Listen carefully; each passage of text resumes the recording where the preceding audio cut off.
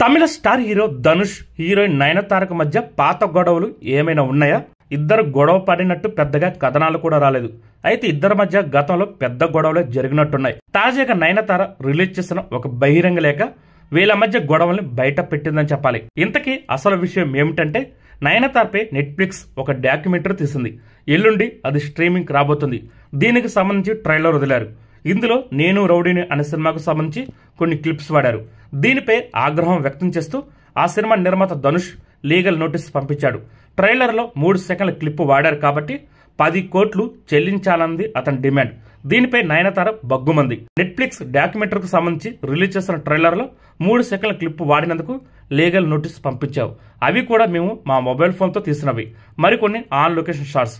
ఇప్పటికే చాలా public platforms లో ఉన్న ఆ 3 సెకండ్ల సన్నివేశాలు వాడినందుకు మాపై 10 కోట్ల రూపాయలకు లీగల్ నోటీస్ పంపించావు. నువ్వెంత దిగజారిపోయావో నీ వ్యక్తిత్వం ఏంటో దీన్ని బట్టే అర్థమవుతుంది. గతంలో జరిగిన పాత గొడవల్ని మనసులో పెట్టుకుని ధనుష్ ఇలా వివరిస్తున్నాడని ఆరోపిస్తుంది నయనతార. అప్పటికే నో అబ్జెక్షన్ లెటర్ కోసం చాలా ప్రయత్నించి విసిగిపోయామని బహిరంగ లేఖలో తీవ్ర స్థాయిలో దుమ్మెత్తి పూసింది నయనతార. మా నెట్ఫ్లిక్స్ డాక్యుమెంటరీకి మీ నుంచి ఎన్ఓసి కావాలి. దానికోసం 2 ఏళ్లు ఎదురు చూసాం. చివరికి ఆశలు వదిలేసుకున్నాం.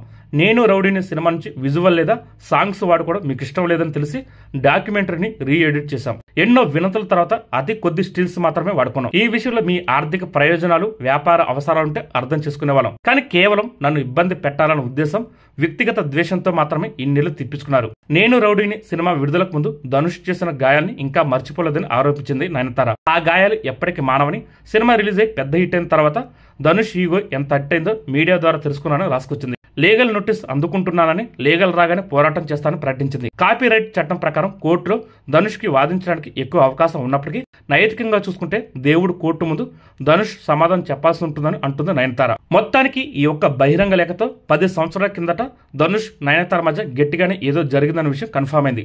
వాటిలో కొన్నిటిని నయనతార లేఖలో ప్రస్తావించింది. మిగతా విషయాలు కూడా లీకుల రూపంలో బయటకు వచ్చే అవకాశాలున్నాయి. ఎందుకంటే కోలీవుడ్ అంటేనే లీకులకు అడ్డా కదా మరి.